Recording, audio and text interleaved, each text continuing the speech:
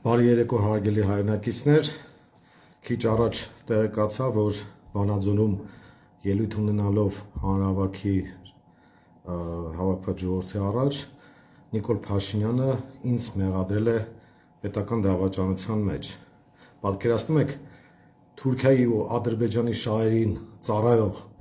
եւ պետական դավաճանությամբ Արցախը հանձնած, Հայաստանի տարածքները հանձնած Նիկոլ Փաշինյանը ինձ մեղադրում է պետական դավաճանության մեջ։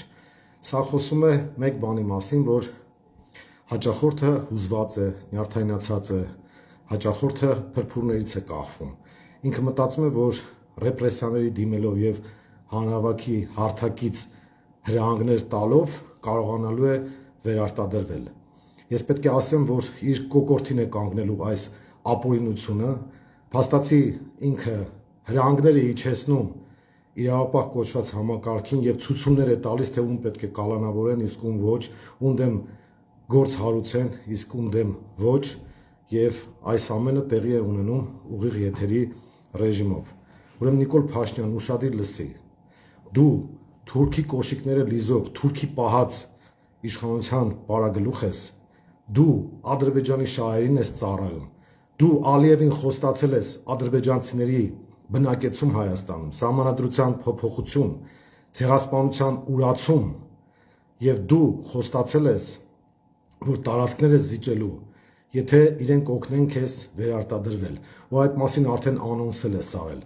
Ուրեմն իմացի Նիկոլ Փաշինյան, դու պետական դավաճան ես ու Սաակաշվիլի օրվան երնեք ես տալու։ Դու հայ ժողովրդի պատմության ամենախայտառակագույն դեմքերից մեկն ես ու քո այդ ճղրտոցները, ծվծվոցները, կերկերուն ձայնով այդ ելույթները քեզ չեն փրկելու։ Հայ ժողովուրդը արդեն գիտի թե դու ով ես, գիտի թե ով է պետական դավաճանը իդեմս քեզ եւ գիտի թե ով եմ ես եւ ովքեր են մյուս ընդդիմադիր գործիչները։ Սիրելի ժողովուրդ, ես ձեզ մի բան եմ առաջարկում։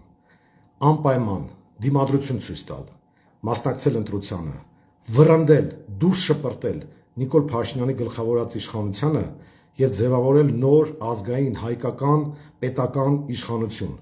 Այս ամենը անցնելու է գնա։ Կալանավայրում լինել չլինելը որևէ խնդիր չի փոխում։ Մեր մոտ որևէ բան չի փոխում։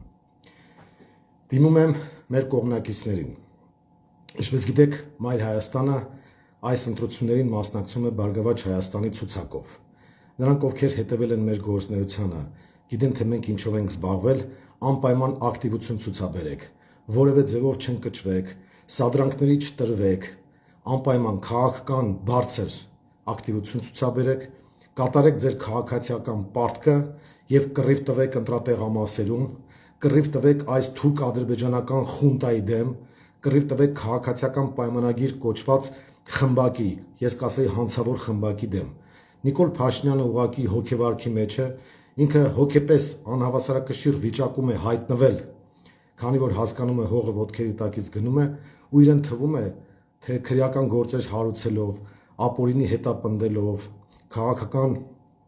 ձերբակալություններով կարողանալու է իր կաշին փրկել։ Դա չի ստացվելու քո մոտ Նիկոլ, եւ դու շատ լավ գիտես, որ այս ամենը անցնելու է գնա ու դու որպես հայկական Զելենսկի չես կարողանալու քո ծրագիրը, որը քեզ պարտադրել են դրսից եւ որին դու համաձայնել ես, կյանքի կոչել։ Այնպես որ սիրելի հայրենակիցներ, ոչ մի բան չի փոխվում այն առումով, որ մենք մեր ծրագրից չենք շեղվելու,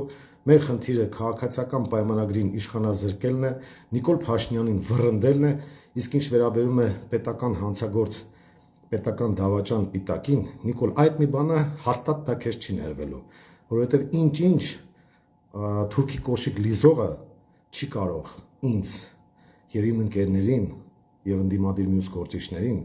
մեղադրել պետական հանցագործության, պետական դավաճանության մեջ։ Դավաճանը ինքդ ես, քո էությամբ, քո գործունեությամբ, քո ամեն ինչով, ու դու իմացիր, որ դու այս ամեն ինչի համար պատասխան ես տալու ու չես մարսելու։ Այնպես որ ինչքան ուզում ես գորգորոցդ գլուխդ գցի, լաչառացի, ինչ ուզում ես արա, որևէ բան քեզ չի փրկելու։ Քո դրսի թուրք-ադրբեջանական տերերն էլ քեզ չեն փրկելու։ Եվ Մակրոնի հետ որ Արցախը հանձնեցիք, Մակրոնը քեզ չի փրկելու, ոչինչ քեզ չի փրկելու, Նիկոլ։ Այնպես որ գնա, ինչ ուզում ես արա, մարդիկ արդեն թքում են քո երեսին, քարոզարշավի ժամանակ ասում են, որ ատում են քեզ, ասում են, որ զզվում են քեզանից, դու ես ամեն ինչը շատ լավ գիտես, այնպես որ շարունակիր այդ նյարդային պահվածքդ, քանի որ քեզ շատ քիչ ժամանակ է մնացել։ Սիրելի քաղաքացիներ, եւս մեկ անգամ դիմում եմ ձեզ, որևէ ձևով հետ չկանգնել պայքարից, մեր թիմակիցներին կոչ եմ անում ել ավելի կազմակերպված, ավելի ուժեղ, ավելի համարձակ քայլերի գնալ եւ պատրաստվել, որպեսզի հունիսի 7-ին մենք այս ամեն ինչի վերջ պետք է դնենք միասնական ջանքերով եւ սրանց ուղարկենք, ինչպես այսօր ես Նոբարաշենում էի ասել, քաղաքական աղբանոց։ Առայժմ լավ մնացեք։